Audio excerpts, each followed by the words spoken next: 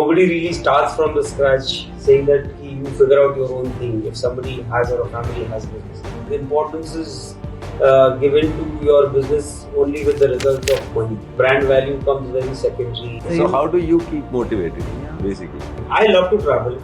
I like to experience good food. And I think because I have that drive in me, when I come back, I feel like I want to give this back to the city. All you can work towards success is your own dedication, your own passion, and your own. So I don't understand the whole idea of now these big DJs coming to a bar. You might do a high turnover, but 70% money he's taking. Alcohol and nightclubs is still a taboo in India. I don't know why. Everybody does it, but everybody shies away from it.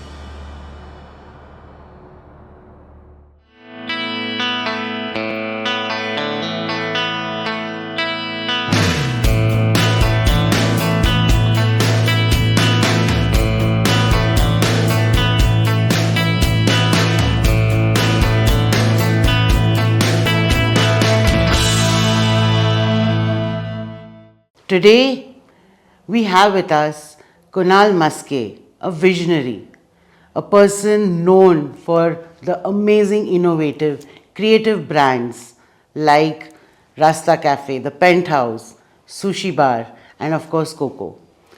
These names are a household name in Pune, and we would say that Kunal's created a brand for himself.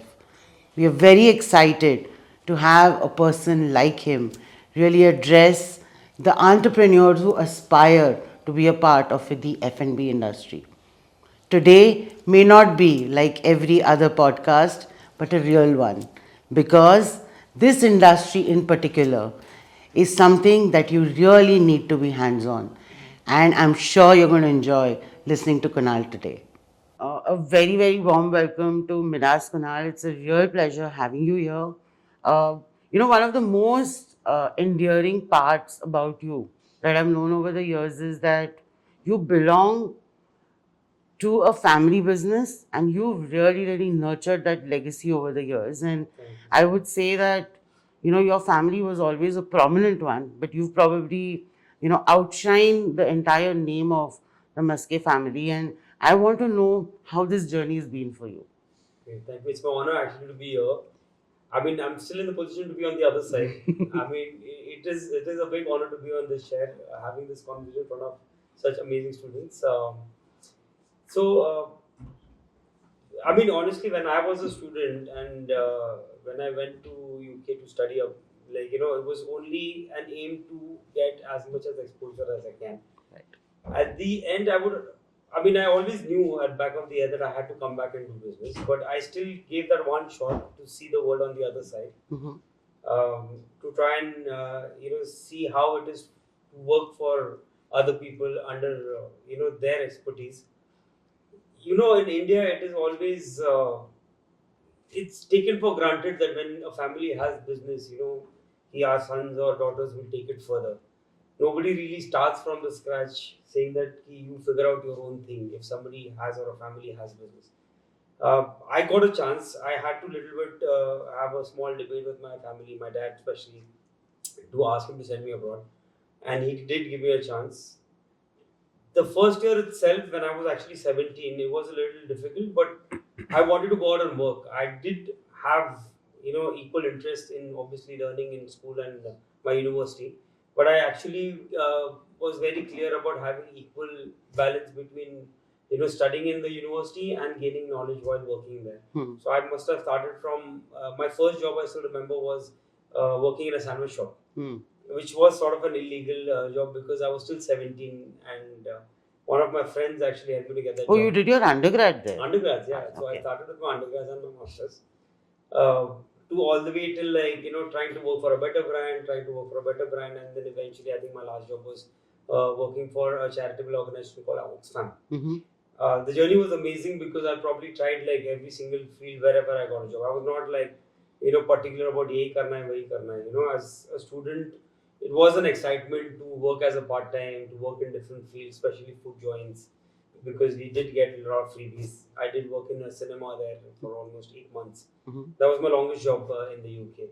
So I did all of that, and trust me, that's exactly what I got back here, where working under bigger and organized and corporate structures, that's the first thing that I could bring back to my family business. When I actually got back into this city, and then my dad did not tell me what to do. Mhm. I was directly put into work and start coming to work from tomorrow. How old were you? This I was 21, like just almost being 22, Mhm. and like literally no hand holding, no nothing. I didn't know what I'm supposed to do. My dad was at that point really busy. He also does. He's in politics as well, so he was pretty busy with all of that.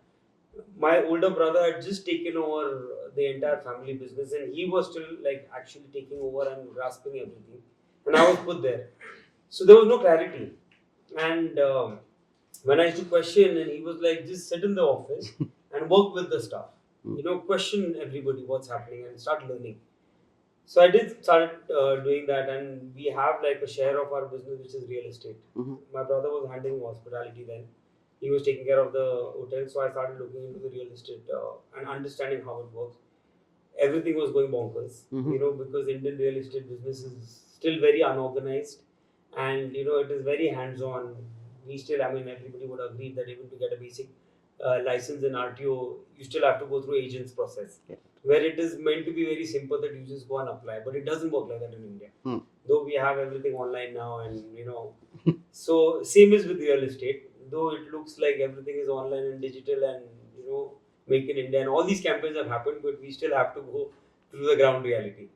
So it used to be really difficult because age plays a big role there, where it has to be going and talking to the officers, or anything to do with the land department and everything. They treated you like a very, oh, this is just a child. What is he going to understand? Go bring a father, or like, go, I'll talk to somebody else. So I said, okay, fine. It was going on. Plus, also, this was not anything directly related to getting rewarded by salary or money that is coming to me. Hmm. So it started getting a bit monotonous. So I said, I have to do something where I have a little bit of a freedom, because I've just come back from the UK. 4 years was a different life altogether. I was very used to being independent, taking my own decisions, applying my own mind. So many times when I used to even work in the family business, I was like, कि ऐसा करना चाहिए. But obviously, you were told that ऐसे नहीं होता है. You don't know anything. You just follow what I'm telling you. That is the biggest challenge you start, when it comes to family business. That you always told to कि ऐसे ही करना है. यही होता है. So innovation is the first cross only. Correct. And especially when you are very young and you've not done anything before. So I kind of convinced my dad that let me do something post 5 o'clock, 9 to 5. I'll come here. Let me do something. I will not diversify too much or whatever it is, but an independent standalone outlet of a restaurant or an F&B or whatever.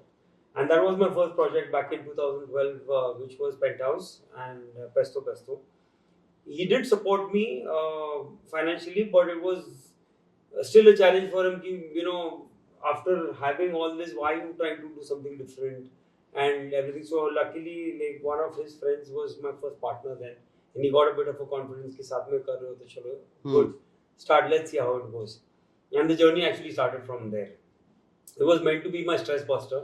That I, after my family so-called business and what I'm told to do, I'll go back and do a little bit of what I want to do, and it'll kind of unwind me, help me, go back to what I lived for the last 4 years in London and try and, like innovate a little bit in that space. But we got an amazing response. All the hard work was put in. Penthouze became one of the best places back in the time. It was very new, very different to the city, and automatically that became like my main business. And Pune was growing at that point, so I kind of went with the flow. Sure. And obviously, all the brands happened after. No, so I remember you used to have Bollywood nights. Yes. And Penthouse Bollywood nights were like, there was no place to stand. Yeah. And the lines were so long, and thank God we knew Kunal Mhaske then. So we were able to get in, but I think you really did a phenomenal job with Pent. It was an amazing job. It's a brand that's really got the clubbing culture So per I se. can proudly say that Penthouze in Pune as a nightclub is the only place for 10 years in the same place with the same brand name. True. In Sure. the same spot. Otherwise, generally people say Keeps that evolving, nightclubs yeah. have a short shelf life, but we've outgrown that factor, and today it has become the iconic spot that even from so many different states, when people come to Pune, it's been told that you should visit this. Yes. Sure. And yeah. Pesto had like one of the nicest food Yes, to go and yes, eat, because again, something that not a lot of restaurants were trying in yeah. Pune at that point of time. So also that is the plus point was, yes, we did something special and different, but at the same time very important that we were a little ahead of time. Yes. So the market was not ready for something like that. And I've had many instances for something on that lines basically. So what was the advantage of having a family business backup? I mean, 100 advantages, I would say, because basically, if your parents or your families started from scratch and come to a platform where there's already like financially there is support, your work when it comes to licensing or all these things. If you've been in the same business, you already have an infrastructure to get your permissions, licenses, whether it's from finding a real estate for your restaurant all the way till the permissions. It was an easy flow, and because dad had done that in 90s and my brother was taking over it, it was a great help to understand from them that what is the right channel to use. Mhm. That saved me a lot of time to True. do a lot of things basically which I could do. And the disadvantage? Disadvantage was this only, that every time you talk something new, ये नहीं चलेगा, ऐसे नहीं होगा. We've been doing this for last 10 years. So that is, I think, the biggest challenge in family business, that because they've tried and tested so many things in their time, slowly they start believing that that is the right way. But at the speed that the world is changing, every city is growing, I think it's very important that you have to catch up with the trends. And obviously it gets difficult because I'm lucky and also challenging that my dad started it. My dad is 30 years older to me. My brother is 7 years older to me. So it's like decades gaps, where trends have changed, concepts have changed. Businesses, the idea, the way people look at it. Now, you can say I'm in F&B business, but I say I'm in entertainment business. A restaurant is not, or a nightclub is no more just an F&B business. It is a whole package of entertainment. True. I mean, that's what you go for. Otherwise, Zomato brings you food at home. You still want to go out. Mhm. Right. So, that change was needed. And I think after a couple of years, I had a nice chat. I think that was the only chat I probably had with my dad, where we spoke about each other's businesses. And he said that, look, Shantai, like this, you should have done something like this. And I could proudly tell him that we do the same turnovers in the month. Correct. Right. With the investment that you have to do and the real estate cost, vis-a-vis my one restaurant does the same turnover as Shantai. And that was his Amazing. mind space changer, that yes, He's you making don't have to sense. just do traditional businesses every time. Got it. So one more thing that when you were talking, so whenever I'm counseling students, one of the things that we've noticed over the last 10 years at Midas, Kunal, we're celebrating our 11th year now. Amazing. And one of the things that we realized very early on, that when you're young, nobody's taking you seriously. Yes. And each one of them are facing that sort of a thing, that मुझे ये करना है भाई, क्यों करना है? Exactly. So with Rahul on board, one of the things that, so he's the head of the incubation, and the plan is you get in revenue to the business. जिस दिन तुम revenue लाओगे, things will flip around. Yes. And everybody is going to take you seriously. So I think you probably, without anybody telling you, so I'm glad that you figured it out. Yeah. That once you get money to the business, then everybody is falling or aligning with you and your Yeah, thoughts. that is the unfortunate truth in India, at least. Where the importance is given to your business only with the results of money. True. So brand value comes very secondary. These are all not, you can't gauge it, right? Like in numbers. They're all intangibles. So So yeah. these are all intangible things. And what I think, especially in family business, because it was all about numbers and profits, and at the end of it, Right. what comes home. That's what probably they understand. I think that was one of the challenges that I had. No, like you said, that was the conversation that flipped his mind. Exactly. So it was about the tangibility. It was there. It was going like that. Just the fact that I had to put it in the same way. That if it's about numbers, my one outlet does the same numbers as your hotel, which is of 60 rooms. So Right, yeah. that's and then that's a something legacy hotel, which is like a brand in itself Exactly. for a Yes. very long time.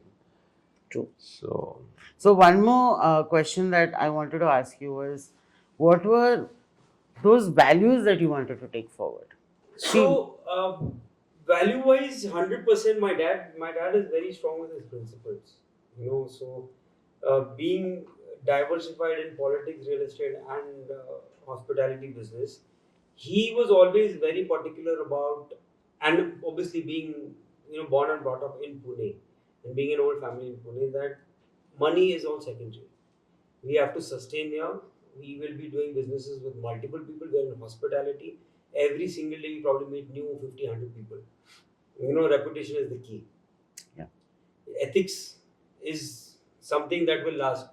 This business might work tomorrow, it might not work. But what will bring you back is the principles that you've had while doing business, the ethics that you followed, and that's about it. I mean, these are the key factors which I think me, my brother, and my dad have always been doing. Because honestly, what business comes with guarantee? There's no business that comes with guarantee. But you can always go down and come back up only if you have a great reputation in whatever you did, and you delivered exactly what you promised. So I think these are the principles that we've been always taught about. Kunal, what was your proudest moment all through this journey? Probably just for yourself. The proudest moment, I'll be very honest, when I started business, I was known as Prakash Maske's son, and whenever I spoke about hospitality, they're like, "Oh yeah, we know Shanta. He's been there for long," and just in 5 years, it was completely the other way around. Oh, Kunal Mhaske, yeah, Penthouze. My brands started coming in. They started knowing me by my brands that I started. And then I could tell them that, yeah, Shanta is also mine. Oh, okay, so you're Prakash Maske's son. That's how it was. I was probably proud too. Beautiful. That's something that we all wait for everyone to hear, right? Because we've grown under this banyan tree and we're figuring our identities out, and Yes. and the day people start recognizing us for us Yes. is when things change. And I think our dads are the proudest when that happens. 100%. 100%. So- I mean, he's had so many of these instances. Maybe at that point he doesn't react, but somewhere when he's sitting by himself, he feels good about it. So now we'll just go into a section on the industry. So basically, what are the key trends in hospitality, like in Pune, that you see, and how are you adapting to them? So Pune has, I mean, we all know, Pune has been changing every day. Yes. I think when I started my F&B business, there was times where you went to any place, everybody knew everybody. Today you go to any place, nobody knows nobody. Yeah. That's the biggest change that has happened. So earlier it was about very personalized, very owner-driven, business, and now it's brand-driven because nobody knows you. They come for your brand, they come for your outlet, they come for your product now. That's the biggest change Pune has faced. So we also had to follow. There's still few restaurants and bars in Pune which still are known by the owner only. Right. I consciously took a step down when I decided to expand that. I think my brands have to talk about the product, not me anymore. Because if I have to do multiple outlets, I can't be there everywhere. Correct. And it can't be only me the face. My brand has to be the face, my team has to be the face. So we started adapting that. I started plugging in a like-minded person as a leader in every outlet of mine, who sort of had the same outlook towards the outlet as an owner. Right. I had given him the liberty to be the owner of the outlet on the floor. Take your own decisions, be the face, build your own PR. Everybody who comes to your particular, see, because Pune started growing, we started becoming regional. Earlier, it was very easy to come from Baner to Korega Park. Now nobody wants to come. Yeah. So Baner has his own space, Korega Park has his own space, Vimanagar has his own space. So we had to plug in one person who's the owner of that place and who knows everybody there. Right. And that's something that we started adapting. And second thing is when it comes to F&B, everything has become fast. People want food now. People want deliveries fast. People want everything quick. Obviously, because the numbers are grown, population's grown, technology's grown. Everything is becoming quick. So that's second thing that we started working on. With the menus needs to be designed in such a way that the food needs to come, even if it's crowded, even if it's the deliveries a little far. The menu was designed in such a way that whatever they ordered, it had to be on time. We innovated in that format. We modified our menus. Our technology was built in such a way that there was no time wasted in just communicating. Amazing. So we built a lot of cloud kitchens. We had, even though say for example, Coco was in Korega Park, but we were delivering food in Baner. but that was delivered through bar and kitchen, Got it. even under the name of Coco. Got it. So a lot of changes happened in that format as well. So when it comes to F&B, I think one of the challenges that has been is which is a very common challenge that one has spoken to in the F&B space is to keep consistency across similar outlets. Yeah. So your two bits on how that can happen. So I'll be very honest, it is very challenging. Yes. And sometimes I would even say it's not possible. Because, food is such a thing that unless you go backwards and create a little bit processed and, a set model, which normally QSRs have, then you can still say, yes, we are 100% consistent. But otherwise, gourmet food, where an individual person cooks it, there is always 5% scope that it's not going to be the same. So we tried our best with consolidating our menu in such a way that it is not complicated and it's basically idiot proof. That you just do this and it comes out.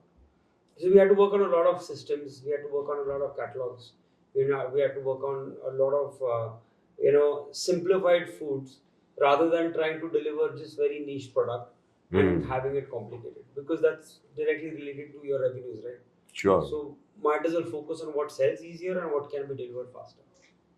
What's been happening on the regulatory front with restaurants in Pune specific to a particular incident, and since I have some friends again in the hospitality industry, there is a lot that you guys have had to face for possibly and very visibly no fault of So what is your take on that, and is there any appeal you want to make, and how did you adapt to suddenly no business, because you must be running quite the machinery. Yeah. So basically, I mean, maybe today we all remember this incident. Yes. But it was a second COVID for us, to be very honest. Oh my God. We've gone through COVID, which was way longer. Yeah. And also, this is a very common thing. It is, again, like I said, it's a very fresh topic, so we're talking about this. But F&B has always faced such incidences in different forms. The reason being, I don't know, for some reason, alcohol and nightclubs is still a taboo in India. Yeah. I don't know why. Everybody does it, but everybody shies away from it when it comes to confrontation. Nobody can, go home and say, I had such a great party and I had 10 shots. How would you tell your friend, out of proud, the quantity you drank, you wouldn't tell your father. You'll always cut it down. So that is India.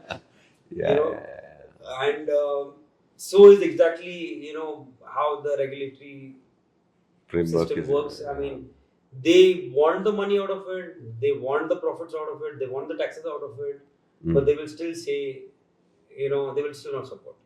If honestly, to be very frank, if they really did, we would have had a ministry dedicated to F&B, because it's one of the biggest industries in the country. Correct. I mean, every single person eats 2 to 3 meals a day with such a big population. 50% are eating outside, which means whether it's a chai wala to a restaurant, they're doing revenues. You calculate any smallest number into the population, it's bigger than any industry, which so-called the Prime Minister talks about it to, the local corporation will talk about it. We are in all forms, organized, unorganized, everything. So it is a chaos. Right. I don't know when. We all are always trying as an association to try and get it into the system. But I think it will still take time. Yeah, because this is something which is completely out of your locus of control. Like what happens on the streets. 100%. I mean, I think, is, like I said, this problem, a lot of people as politicians or, leaders come and try and talk about it, but they always will never support. Nobody I've ever seen till date confidently says that I will make sure this industry grows. And, only because the kind of image they care. I mean, I always say this, that only an idiot can fix this problem. An organized or a sorted person will never touch this matter. No, but at the same time, when all of this is happening, on the other end, people are feeling that this is a very glamorous industry to be in. Yes. I'll have my own restaurant. It's a thing we say at a very young age, कि मेरे को मेरा restaurant खोलना है. But honesty, in reality, it's not that. It is not. I mean, I'll be again like very blunt about it. That is most difficult business Sure. that you can do if you're trying to create a new brand or trying to, there can be 100 other businesses that can look more promising and more reliable. This is the biggest gamble you can do. Only because you're investing a huge amount, you're spending a lot of time, you're, putting everything in that one basket without even knowing who's your first customer. You just have to put everything and open the doors. Uske baad, And I'm sure if there was a study which would talk about how many businesses open and shut in a particular industry, Yeah. It's F&B. I think F&B churn would be crazy highest. because you just keep seeing the billboards whether changing. it's the staff retention, Yeah. whether it's food consistency, food trends, music trends, whether it's everything is temporary. Yeah. So you have to do constant work. 10 years down the line, I still do the same amount of work what I did in the first year. There is nothing that I can say now, abhi set ho gaya hai, abhi brand ban gaya hai, abhi apne aap chale. Only a vada pav business can do that to you. Right. And trust me, it's a good business. Yeah. I'm not defaming it, but it is जो चलता है वो बेचना है, तो So you're बेचो. fine. Right. But if you try to create something new, and it is in F&B, it is the hardest thing to do. Like I said, nothing is in your favor from day one. So you have to face all those things and jump into it. So all you can, work towards success is your own dedication, your own passion, and your own hard work. Yeah. Yeah. So, I mean, I would agree on this also because there are so many restaurants that we love, we'll go, and all of a sudden they're closed, Yeah. they're under renovation, and you go back and It's something else. it's something else. And That's the maximum that happens with restaurants, and Yeah. even while driving, you see the billboards changing all the time. Yeah. I just keep wondering, how much investment See, do these everyone, guys I mean, sink every funnily time? enough, like I said, it is a very easy entry business. Anybody can do it. You don't need to have Right, a there's special no entry degree barrier to- as such. You don't need to go through MBBS or whatever to do open a restaurant. So that's why first and foremost, we have money. People try to do, and also like from the consumer point of view, the way they calculate and look at this business is one Saturday they'll go and they'll see 500 people drinking one beer. अरे इन लोग ने तो 6 लाख रुपए तो एक दिन का है तो फिर इतना हो गया तो इतना let's do this. Right, It's the easiest thing. right. And everybody thinks my idea is different, which is never the case. Sure. So that is also a proven factor. But like I said, if you see it from outside, it is glamorous, it is fun, it looks, and I think it's only because you feel that you get importance and everything. But inside, I don't think anybody can happily मेरे दोस्त को बोलो कि हाँ तुम एक restaurant कोई नहीं बोलेगा. So how do you keep motivated? Yeah. Basically, with So honestly, it's a little bit of self-belief that and also this, like I said, is very closely linked to passion. I love to travel. I like to experience good foods. I like to spend my money on, F&B and these things over any museum, or this is my personality. Like whether any museum or some thrill ride or something like that. Whenever I travel, I do, whether it's as local foods as possible to all the way to like a Michelin star restaurant. And I think because I have that drive in me, when I come back, I feel like I want to give this back to the city. This goes back again like a little bit towards, a legacy that my dad started. Our hotel, maybe not, it's not the best 5-star or whatever, but it has a nice reputation. I feel proud when somebody talks about it, when somebody's, giving you the recognition about your brand. So that is something that I come back and I be like, yes, if my business every day has 100 people, 200 people coming in and they go back happy with memories, that is that proud feeling that I want to, live with. Sure. That, I mean, even at Penthouze, when I see 500 people jumping and dancing, it feels nice that forget the business. Look the happiness you're spreading. Look at the people jumping and dancing, and that's a different feel altogether. Sure. So I like that, like when, and this is like I said, you're directly interacting with your customers. This is that one kind of a business where you get straight feedback, you get that appreciation on the spot. Every single person walks out with a nice meal, also says appreciates your food. So every day there is appreciation, and that motivates you to keep going on and on and on. Amazing.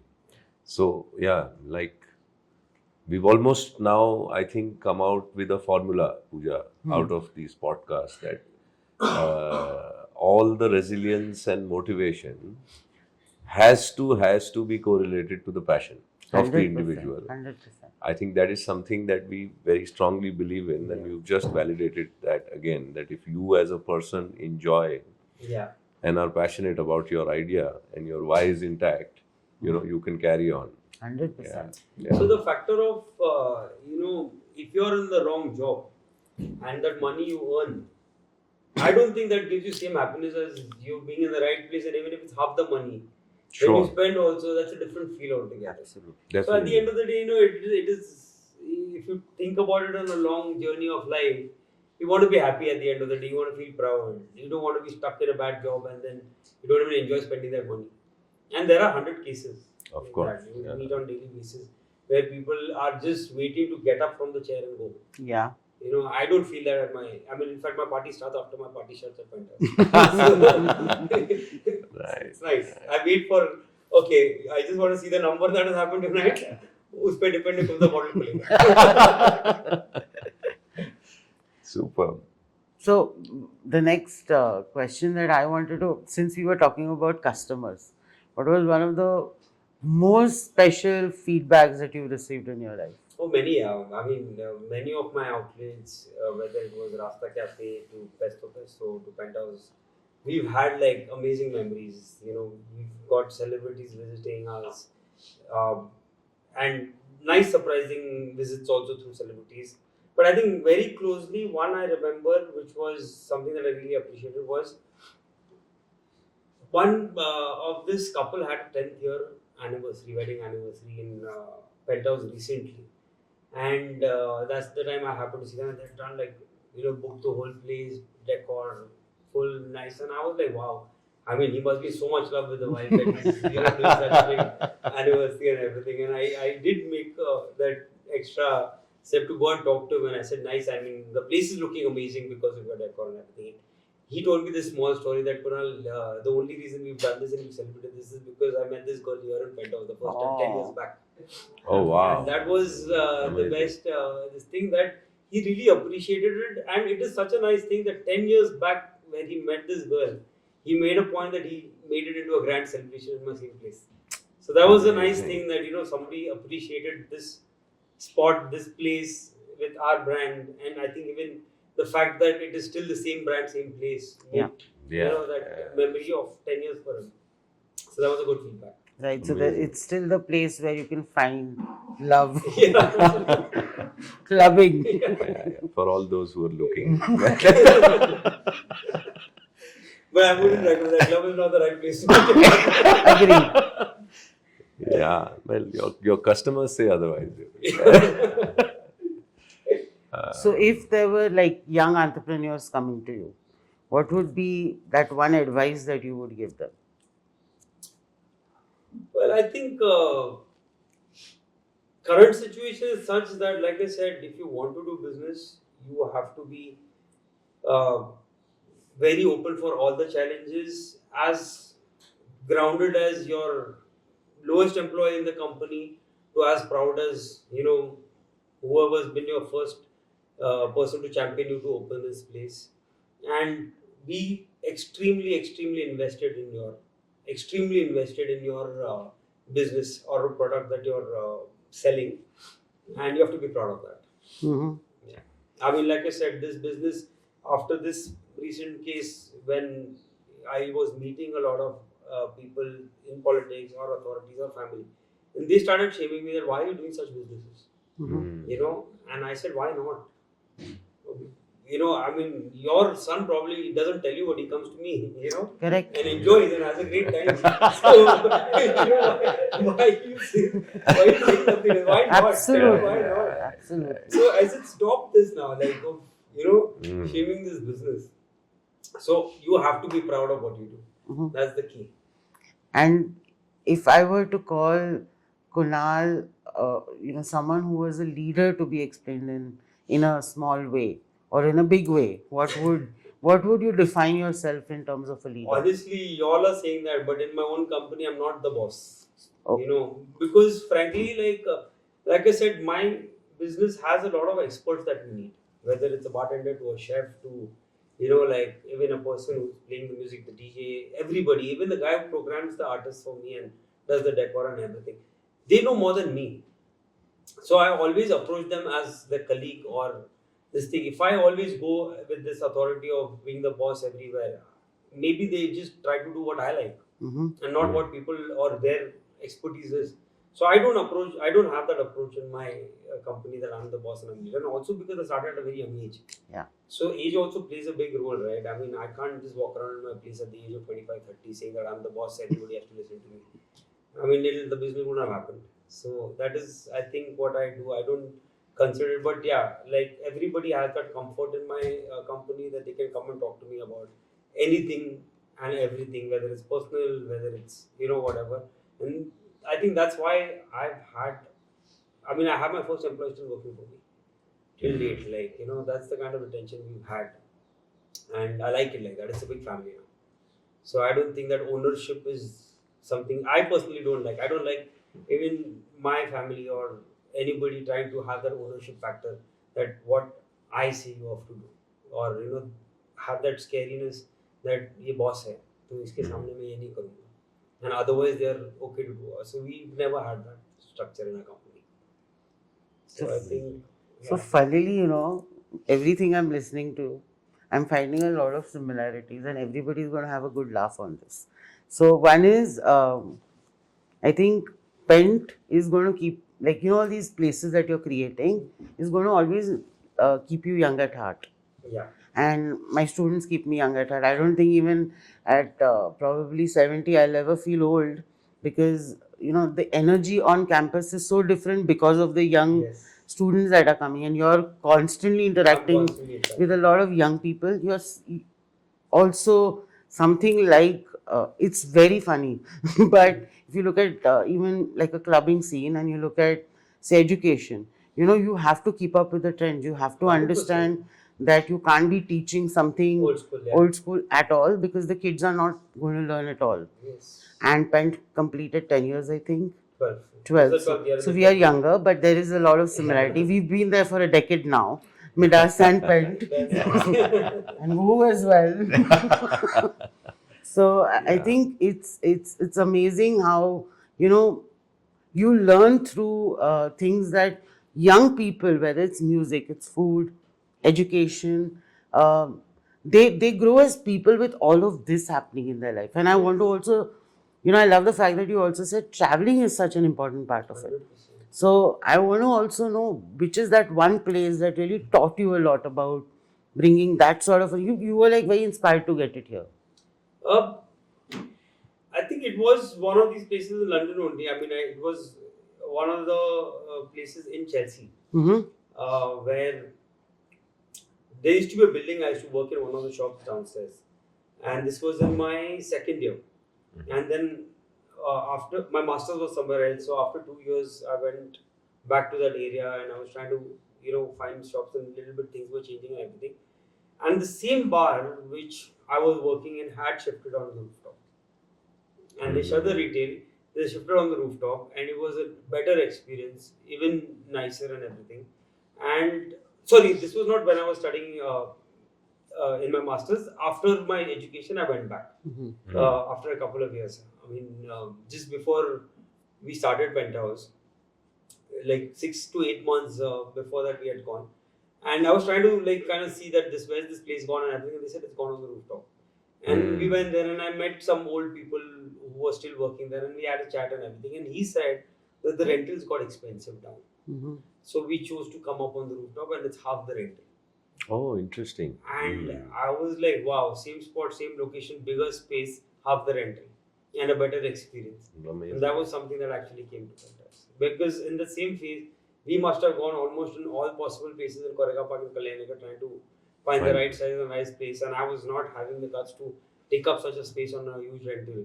And I was like, how am I going to do this?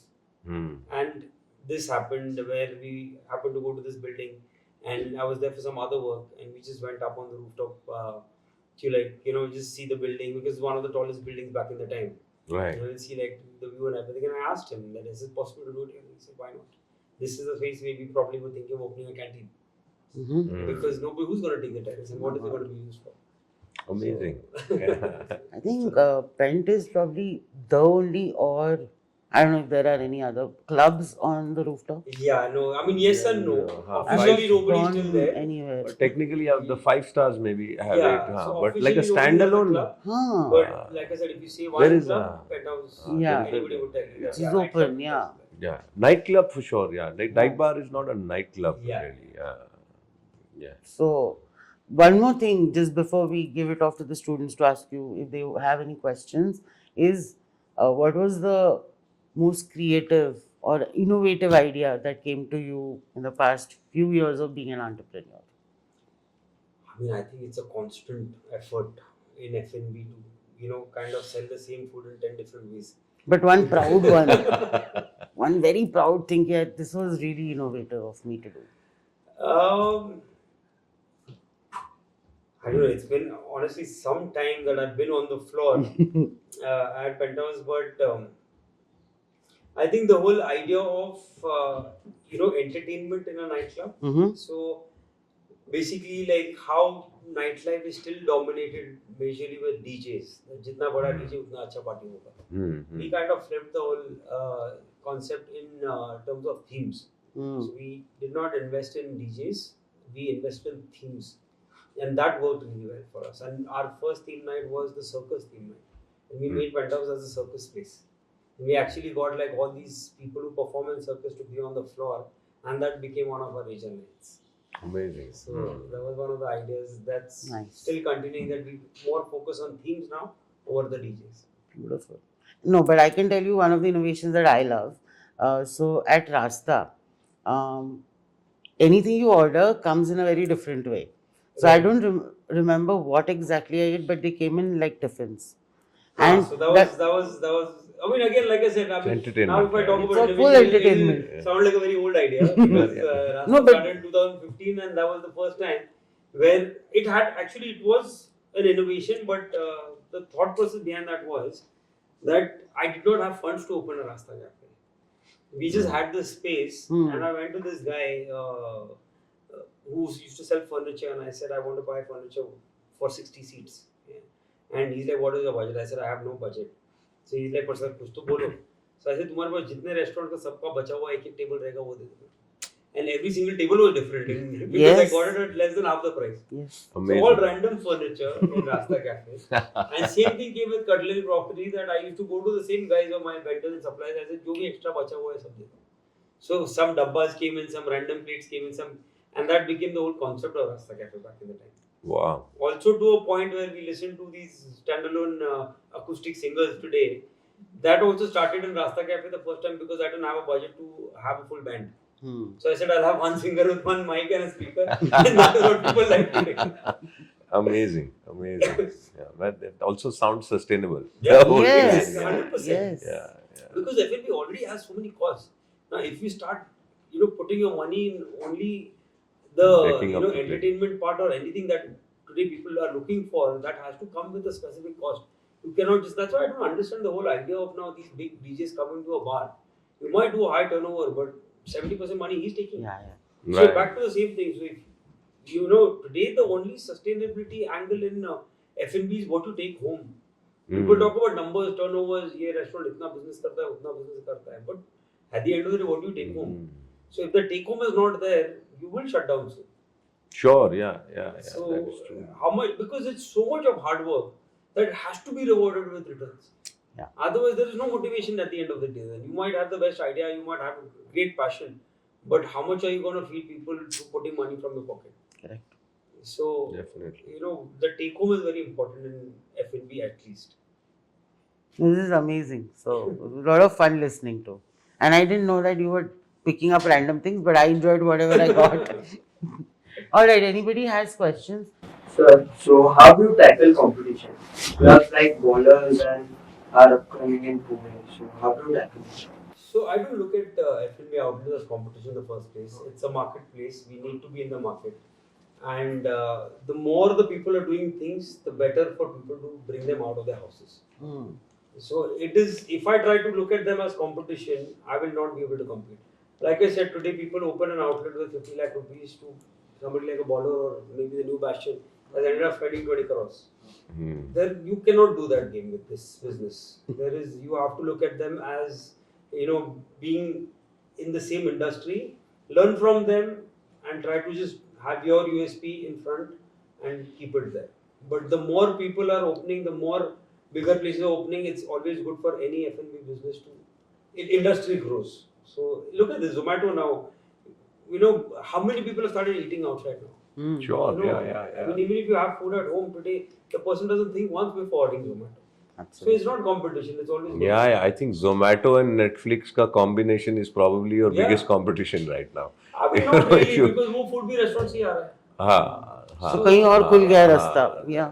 So the more these things happen, the less. I think my only competition is that somebody doesn't cook at home nice food. That's like a compliment. Thank you. Hello sir, my name is Vidhi, and actually I have a question. Like yesterday we had an activity here, we had restaurants of ourselves and we made food, etc. Everything. So what my team suffered was like we bought a lot of inventory, a lot of raw material, and that got wasted. So the operations was a big task. Yeah. Overall. So I want to know about like how you dealt with the operations in the start, not right now, but in the start. So like I said, my first day of working and today is the same. There is no difference. And being hands-on in F&B is, like I said, very important because every single thing that is in your outlet comes with a cost. And we buy more than 1,000 to 1,500 SKUs from one toothpick all the way till paying for a DJ or whatever it is. There's so many things, and that is the only way you can churn out maximum profit. That everything is accounted. You don't have dead inventory. You don't have stuff lying in your this thing because tomorrow, I might have 10 bottles of Johnny Walker lying in my bar, but if it's not selling, I should not buy either it's a Shivas or anything else. First, I have to make sure this needs to go out. So, mostly what happens when you depend on your bar team and staff, they do get to a point where they start selling what is easy to sell. So, if I might have a Kingfisher and I might have a Corona in my bar, but obviously everybody asks a Kingfisher, so they'll keep giving out Kingfisher. When will they actually sell the Corona? So, we have to first focus on what is in stock, move out everything, and then buy. And I personally have always followed the whole system of doing weekly inventories, purchasing every week rather than, though we get credits of 2 months sometimes, I don't dump my store at all.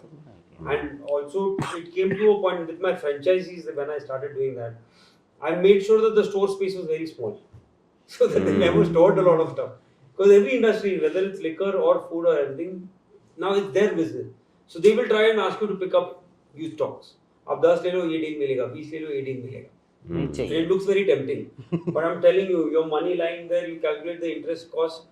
Recently, I was consulting one of the outlets and a very prominent place, and he was at the end of the day, घर पे कुछ नहीं आ रहा. And I did like a little bit of a recce of his numbers and everything. He had an inventory of liquor of 85 lakhs lying in his this thing. 85 lakh rupees, 85,000 rupees per month interest cost basic period lying there. ऐसे dismiss तुम्हारा आधा rent निकल जाएगा. But somebody just went and sold him out of deals. And he bought it thinking it's a deal, but it needs to move out, right? Sure.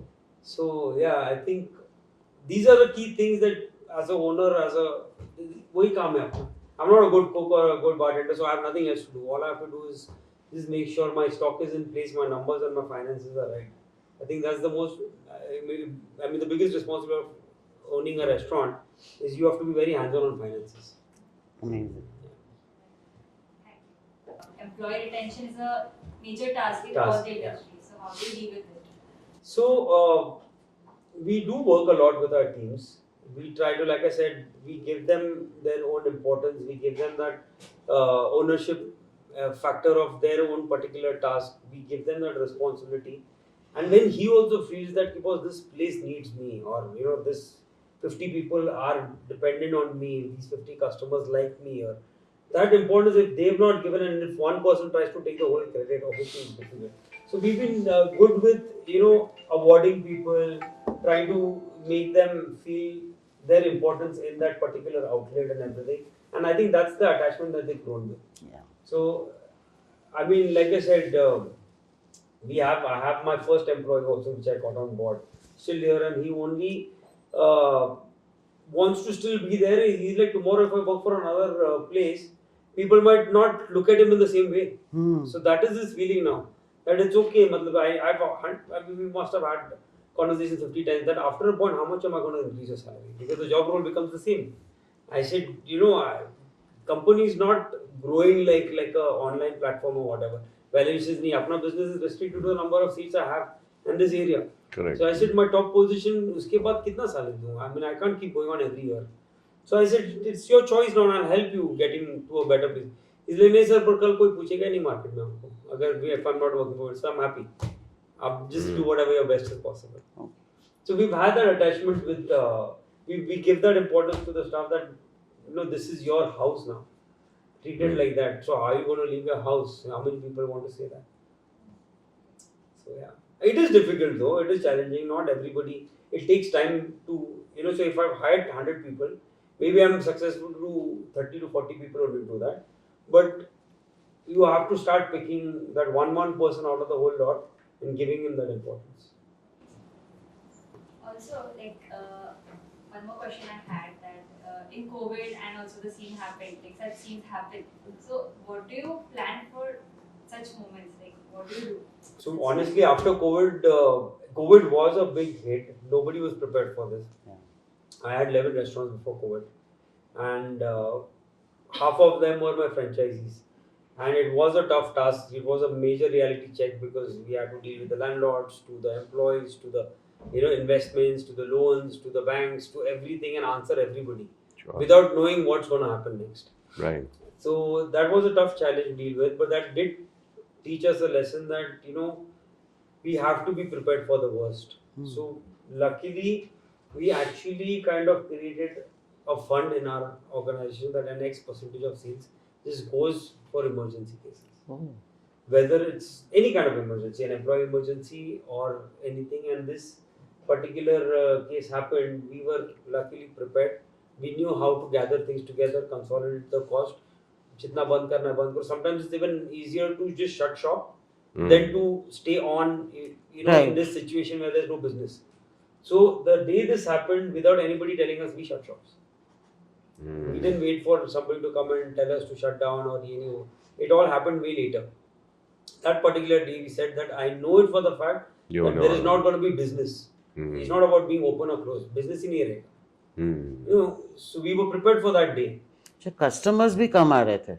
Well, it was shut down. People are scared because businesses have opened, things have gone back to normal.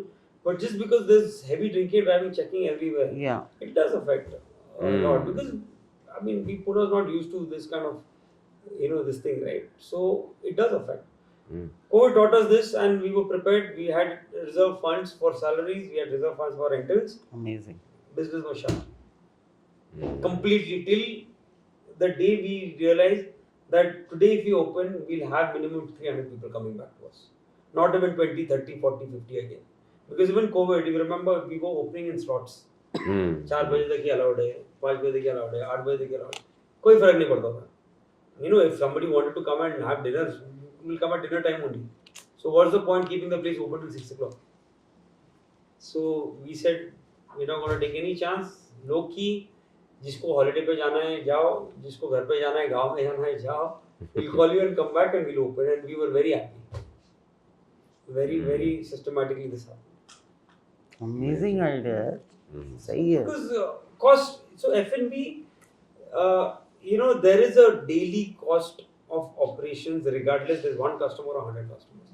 That includes your rent, your electricity, your staff, your salaries, your everything. वो minimum stock work जो भी है. तो आप एक customer हो या वो कब बंद होएगा जब actually आप ताला लगाओगे. And you can, I'm telling you, the day this accident happened, it was a Saturday night. Sunday afternoon, before bail, whatever, I called my landlords. That story was 50% yes, no, jaldi bolo. अच्छा, you knew this is going to, anticipation was completely there. Yeah, because it was a disaster. It was. It was. Disaster in all angles. One of the toughest things on faces is identity crisis. You don't know who you are. Yeah. Are you? How do you deal with this identity crisis? So, I mean, it depends on what like you want to showcase by being identified in a certain way. But you talk about individual or you talk about the brand identity? Individual, I think. So Like you again, said, you are now known as your father is known as. yeah. So basically, I never actually gave that importance when it came to my business. I did focus on my brands. I mean, I was nobody when I started, and I still consider it like that. That if my brand is out there, people know my brand. That is more important for me. They don't need to know, and in fact, it is nicer when they know your company more than your name. So, with my personal businesses, and because there are multiple outlets and everything, and it's not like an industrial, like a automobile or something like that. Like it was okay for me to not be in the picture. It became a point because Pune is a city where eventually पता चल जाता है कौन है क्या है क्या नहीं है. But the fact that it is not needed for my business today for my numbers and revenues, I'm okay with the fact that there is, nobody knows Kunal Mhaske is okay. Running the restaurant. Yeah. Do you maintain discipline when you're getting staff? I think discipline is so again discipline is very important, and I think it starts from the owner. To be very honest, I mean not that I'm trying to say anything, but somehow 80% of my staff is inspired by me, and that's because I follow certain principles, certain discipline, certain lifestyle. I've been in this nightlife industry at a very young age, so there were a lot of chances I could have gone off track, and got carried away with this glamour and everything. Yeah. But the fact that this did not become my attraction and it was only pure business for me, and that's exactly what reflected in the staff as well. I don't think I've really had like many incidences where my staff has also misused the fact that it's a club and you get to meet people and it's very attractive and everything. And I think that was only because I probably live a certain disciplined lifestyle. So in a business, it is 100% important. If your ownership and leadership is not disciplined and casual, the staff will take you for a ride. I used to, now I don't. After COVID, I don't.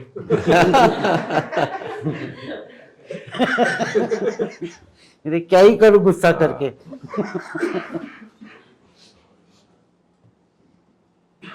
Hi, sir. Hi. You've built several successful hospitality brands. So, what was the most challenging aspect of founding all of these? You do get a lot of creative block.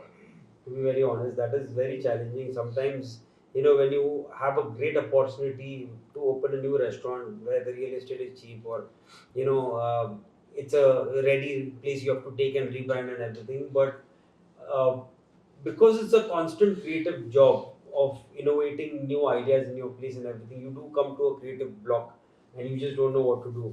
So that's the time you actually take a break, take a pause, go on a nice holiday, see around, enjoy, come back, and then just believe in yourself again and get back to job.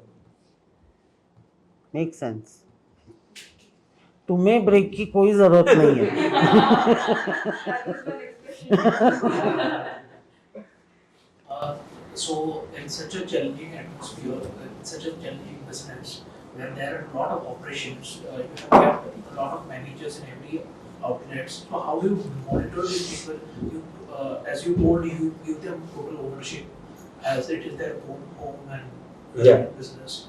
So, it is also important to monitor if they are working properly and if there are certain frauds which are happening. Yeah. So, how do you monitor all those things? So, like I said, you have to be hands-on. You have to know your business in and out.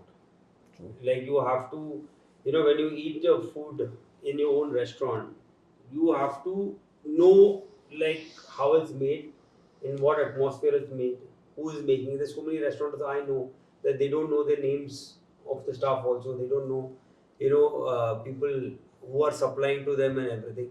So I think that is something that I focus on. Like I said, when I started a restaurant business, I did not do hotel management. B, I'm not a chef or a bartender or a restaurant manager or whatever. So what I did was I was very hands-on the whole experience of the place, how I felt when I entered my own restaurant. My most important thing in my own restaurant is that I used to actually gauge the success of my restaurant based on which restaurant of mine I like to go and why. Then why do I want to go to the same Rasta Cafe? Why do I want to go to the Penthouse? Or why do I want to go to Coke? And I used to actually deep dive into that. That what is that key factor of that particular place which is making me come back to this? Sometimes, so we had one restaurant in NIBM, and I used to always avoid going there. And I did sit down once and question myself that why do I avoid going to that place? And it was actually because I was not confident about that product myself. So I used to feel like if I go there and somebody questions me or complains, I'm not ready to face it. Then actually I started doing the other ground, that I used to go there every day. And then, try and order random things, talk to the staff, connect with everybody. Things started opening up. They started telling me what's wrong in that restaurant. And trust me, when I started doing that, that's when I actually knew that there were so many things not happening in that place. So, like I said, when I go to my own restaurants, I go as a customer that I'm going in any other restaurant, which you like. That's the approach that I have, basically. So won't it hamper the scalability in future, visiting every restaurant? So scalability is something, obviously finance is a big factor in restaurants. It's not easy to start in terms of investments. You need a huge fund, you need someone to like back you either from family, or you have to have your own fund. You can't just completely do this business on borrowed money because there's no reliability, there's no guarantee. So now we are still trying to gauge the new trends. If we have to expand and we have to control and monitor, then we need to kind of redesign the product. I think it's the time for us also to innovate completely if we want to expand. We are working on that by starting sub brands, plugging out one product out of the existing business which works and start an independent. So like my recent project has been a coffee project, and we are trying to start a new brand only of coffee, not coffee shops but coffee. So that's something that we're working on because it's low cost, low risk, and scalable. So what's the name of the brand? Soil. Yeah, the ones that I saw on your Instagram. Yeah. Nice. Any more done? Vidhi, restaurant खोलना है क्या? I'm interested in this industry. So how do you practice sustainability in this industry? So sustainability is in very different forms. The whole supply chain. So we link our entire chain into one box where we order things from the same people. We make sure there is no wastage anywhere. It's designed in such a way that if so we have hierarchy of restaurants. Like I said, one coffee place all the way till Penthouse, something which is like a 800 people this thing. So the stocks are monitored in all the places. Pehle to we internally shuffle stocks. If there's anything extra anywhere, it's consumed. There's no wastage in terms of that. Staff is also handled in the same way. We don't immediately fill up staff if some outlet needs it. We first try to supply from the other place. Chalo, आप इधर से उधर थोड़े दिन करो. If needed, you can go back. So that is one way. Finance also is monitored in the same way, that we know that some outlets make a lot of profit, some make less profits. So we kind of support with each other. Marketing is done in the same way, that we promote our outlets internally. In terms of food also, the same chef we apply everywhere to try and create different dishes everywhere, rather than hiring like new people. So there's so much interlinked systems that we've kind of used, and that is one way where our business has become sustainable. Second thing is also financially, we do actually interloans between restaurants as how you would do with banks. So if there is a particular outlet which is making profits and saving funds, we don't immediately go and put it somewhere else or whatever it is. We saw that some other outlet, if it ever needs funds, it's internally given as a loan. Nice. So financially also we follow a system where it's sustainable for all the outlets. Because I think financially, if you go wrong in a restaurant, you can have the best chef, but it will not sustain. So that's the thing. Even to start up a restaurant, first I would suggest, rather than going to your banks or borrowing money on interest, first you have to convince a family or a friend to invest with you, because if he believes in your idea, then I think you're on the right path of opening a restaurant. Midas preaches this. Do not go to a venture capitalist. Yeah. Please take money from your friends or family. No, I mean, the first move is that one, that Sure. because the first person to even say no will be your friend only. Yeah. Correct. So if he agrees, that means there is some validation in your idea, and the other guys are so the business is only money, so they don't want to give you money because they are not interested in your idea. They just interested कि आप वापस कितना दोगे. Right. So that doesn't validate your idea or a product. But It's that's a only new way friends of and looking at why you shouldn't take money from a VC. family. उसको तो देना है. Hey, I mean, it look like my idea was good, so a big fund is investing. No, they're only interested in how much you're going to give back. True. Yeah. I wanted to tell you that in the past I have an experience with this. And I tell them, supposing you wanted to start a restaurant, to reverse that, Do reverse? the assumption. Yeah. This is one of the techniques Yeah. of creative thinking. I tell them that supposing, what are the assumptions of a restaurant? Acumen. You serve food. You charge you for food. And there are waiters. Yeah. And supposing you had a restaurant without waiters, how would you manage? Supposing you had a restaurant without waiters, how would you manage? Then they figure out some mistake. Yeah. So that's a great idea. You're talking about, I think you're also going to. Yes, 100%. I mean, we do actually have situations where one day the chef just doesn't turn up, and especially when we have a party or whatever, and it is a challenge. But it starts with the belief that we don't think that we were running with a chef. It has to, because that panic kicks in. No, system collapses. So first, don't panic. Don't think that we were running with a thing. Just think that he's there, but he's sitting at the back end. Y'all can't do it. वो जो भी पूछेंगे नहीं पूछेंगे, वो एक बार दिमाग में घुस गया तो कुछ ना कुछ गड़बड़ होगा. पूछेंगे तब भी देख लेंगे. 100%. We'll face it. And second thing is that if there is anything wrong, any incidences happen, be honest about it. 99% panic उधर खत्म हो जाता है. If you've done a mistake, tell them by mistake this happened. Yeah. That fear is gone. It's fine, because F&B जितना tough भी है उतना एक friendly nature भी आता है. Not all customers or everything is always a complaint or a problem. People are having a great time. It's just that if we feel that it is going to be looked up as a mistake or a problem, तो वो भी वैसे ही तुम्हारे साथ बात करेगा. But if you go honestly talk as like जैसे घर में एक चीज नहीं तो you're not going to start shouting at your mom or somebody. Yeah. It's like that. So mistakes happen. 99% of the times the customers don't even realize that this was not there. There has been menus that has been switched also. पूरे party में किसी को समझा ही नहीं. Sure. कि मैंने order ये किया था और खाना ये आया है. Because what mattered was the taste. If they enjoyed the food, Right. I'm not going to go back and complain यार. फिर खाया क्यों? Yeah. पार्टी के बाद बोल के फायदा क्या है? So you don't realize, but panic does create the whole aura of कि कुछ तो होगा अंदर. But Sure. I think from a creativity standpoint, even that thing that he came up with for not having budgets and collecting, leftover furniture and crockery from others. Yeah. Again, that's like scarcity leading to creativity. do you know what is ironic to learn? If you go to a Chinese cart on the road, his menu is the same as a full-blown restaurant. उतने dishes रहते हैं, और वो एक counter से चलाता है. So that was the study that I used to actually go and do in these South Indian restaurants. Where you'll see a small outlet, but the same menu as any restaurant. So हम लोग क्यों panic करते हैं कि इतना जगह इधर लगेगा, उतना जगह इधर लगेगा, ये ऐसा लगेगा, वो ऐसा लगेगा. And trust me, you just basically follow the safety norms, which they don't, and hygiene norms they don't. But everything is possible. So you just have to, like, be hands-on, practical business है पूरा ये. There is no thumb rule to this business. To be honest, people now, the best of the restaurants are also trying to sell a vada pav for 500. Yeah. Sure.